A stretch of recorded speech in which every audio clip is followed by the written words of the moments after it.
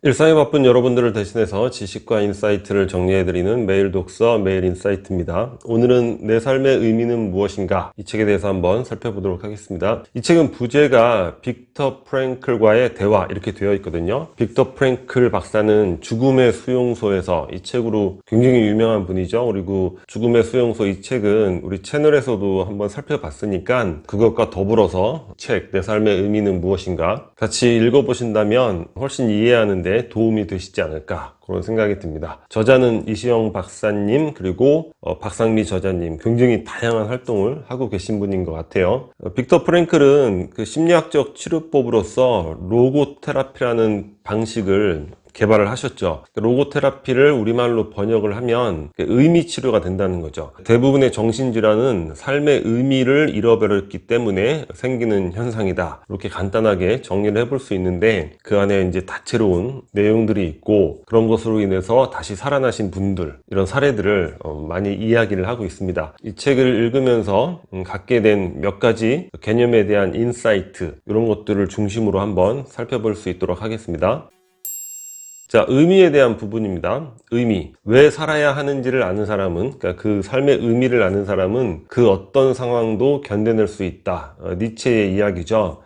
빅터 프랭클 박사도 죽음의 수용소에서 자기의 이론을 펼치는 데 있어서 이 명제를 사용하고 있습니다. 인간이 기타 동물하고 다른 점, 우리가 사실 먹고 소화하고 배설하고 성장하고 육체적인 성장 이런 것들, 생로병사라든가 이러한 과정들은 우리가 관찰하는 여러 동물들과 사실 거의 차이가 없잖아요. 근데 우리가 인간으로서의 다름이 무엇인가? 여러 가지 요소가 있겠지만 가장 중요한 거는 삶의 의미를 추구하는 존재라는 거죠. 저는 동물의 왕국 같은 거 굉장히 좋아하는데 이게 보다 보면 저렇게 존재를 해서 그 존재의 의미가 과연 무엇일까? 뭐 이런 생각이 드는 거예요. 뭐 나무늘보 그렇게 느리게 막 나무로 올라가면서 무슨 의미가 있을까? 이런 생각을 장난스럽게 해보곤 하는데 우리 인간은 그렇지 않죠. 끊임없이 내 삶의 의미는 과연 무엇인가? 이 우주 속에서 나라는 존재는 과연 무엇인가? 이런 것들을 추구를 하고 거기에 대한 답을 얻으려고 하죠. 그런 것들에 실패하면 어떻게 됩니까? 좌절감을 느끼게 되고, 그러니까 실존에 대한 좌절감, 그러한 것들을 어떤 그 비본질적인 욕망으로 해소를 하려고 하죠. 물질적인 욕망 또는 쾌락적인 욕망, 뭐 알코올이라든가 뭐 마약, 뭐 기타 등등.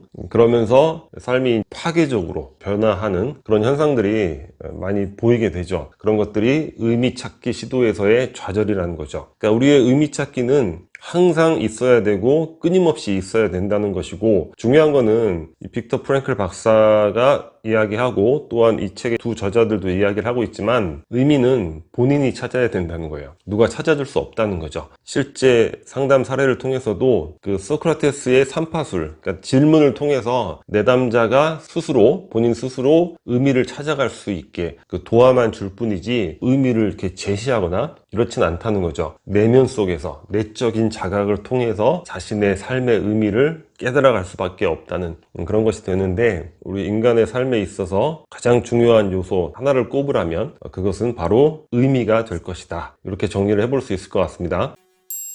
고통은 인간 존재의 본질적인 부분이다. 이희정 박사님이 이야기를 하고 있는데, 삶은 고통이다. 이거 우리가 방송 채널에서 굉장히 많이 이야기를 하고 있죠. 가장 최근에는 조던 피터슨 교수 12가지의 인생의 법칙, 그 책에서도 거의 한 50번 나오는 것 같아요. 삶의 본질은 고통이다. 예전에 헤로도투스의 역사라는 책을 보면서 인상 깊었던 게 트라이소족인가 무슨 족속이 있는데 그 종족은 독특한 풍습이 있다는 거예요. 아이가 태어나면 그 마을 사람들이 모여 앉아서 슬퍼한대요. 아이고, 넌 태어나서 큰일 났다. 뭐 인생을 살아가면서 겪어야 될 고통을 이야기하면서 막 슬퍼하고. 근데 사람이 이제 돌아가시면 마을 사람들이 또 모여 앉아서 막 즐거워한다는 거예요. 아, 이제 이런 모든 고통에서 벗어났구나. 물론 그게 삶의 정답은 아니겠죠. 하지만 그러한 관점, 굉장한 그 카타르시스를 느끼게 되는 것 같습니다. 그리고 어느 정도는 이 삶에 대해서 진실된 그런 측면이 있지 않은가, 뭐 그런 생각도 해봤는데, 고통은 삶의 디폴트 값이라는 거예요. 우리가 이걸 알아야 된다는 거죠. 그런데 현대인들은 고통이 본질이 아니라 예외적인 거고 잘못된 거고, 그러니까 시스템의 실패로 발생한 것이고, 원래 디폴트 값은 행복인데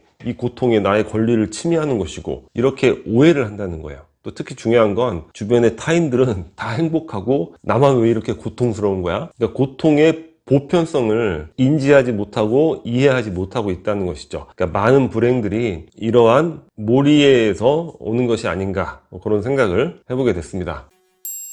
공허. 왜 현대인들은 공허한가? 물론 삶에 대한 허무감 이런 것들은 지금 시대의 문제는 아니죠. 뭐 과거의 성경에도 보면 잠언서에 헛되고 헛되니 뭐 헛되어서 헛되다 이런 표현도 있잖아요. 그런데 제가 짧은 인생 살아온 기간만 살펴봤을 때는 한 20년 30년 과거보다는 지금의 시대, 지금 동시대를 살아가는 경우에 이러한 공허감을 훨씬 더 많이 느끼고 있지 않은가, 이런 생각이 듭니다. 그 이유는 과거는 굶주림과 성장의 시대였죠. 그러니까 팽창하고 성장하는 거죠. 그러니까 삶에 대한 정답이 어느 정도 제시가 돼 있는 거예요. 그러니까 외형적 성장을 추구하는 거죠. 하나의 일종의 게임처럼 달려갈 수 있는 것이고, 거기에 어떤 의문이 필요하지 않았고, 성장에 있어서도 늘 좌절이 아니라 어떤 결실을 얻는 경우가 많았죠. 왜냐? 팽창과 성장의 시대였기 때문에 그렇죠. 그런데 90년대 이후부터 저성장이 되고 수축사회로 변해간단 말이에요. 그러니까 외형적 성장을 추구하면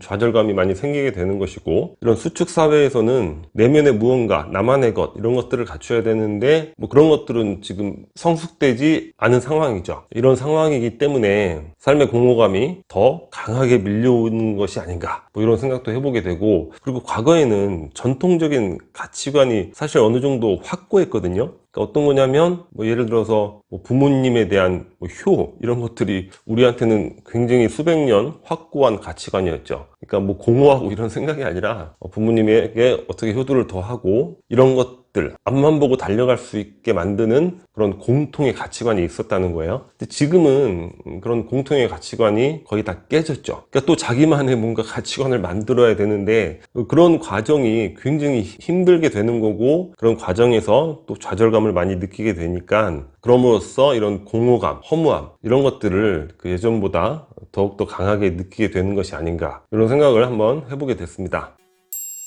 행복에 관련된 생각인데, 빅터 프랭클 박사가 수용소 생활을 굉장히 길게 했는데, 죽음의 수용소 이 책을 읽어보면 굉장히 열악하죠. 어떻게 이런 곳에서 살 수 있을까? 발가락이 얼어서 막 동상이 나는데 그 얼음이 섞여 있는 신발을 신고 새벽부터 노동 현장에 가서 노동을 하게 되는 것이고, 빵 한 조각을 조금씩 나눠가지고 하루에 그걸로 연명을 하고, 보면은 상상하기 어려운 환경이란 말이에요. 그런데 그런 환경에서도 어쩌다가 하루 이틀, 뭐 3일 이렇게 휴식을 얻게 되면 너무 행복했다는 거예요. 웃기는 거죠. 지금 무슨 죽음의 수용소에 있는데 그 안에서 뭘 무슨 행복이고 그런 게 있을 수 있는가. 근데 정말 그런 순간들이 행복했다고 이야기를 하고 있습니다. 이시정 박사님은 대구에서 청년 시절을 보낼 때 미군 부대에서 아르바이트를 했다는 거예요. 보급품이 들어오면 양철로 된 창고에 이렇게 쌓아 놓는데, 그게 이제 꼭대기까지 쌓아 놓다 보면 한여름에 거의 뭐 50도 60도 그런 열기가 양철판 안에서 생기는 거죠. 그리고 작업을 끝내고 나오면 당시 여름에 대구 온도가 그날 36도였다는 거예요. 지금 우리 36도면 어떻게 됩니까? 그냥 죽는 거죠, 더워서. 근데 나오자마자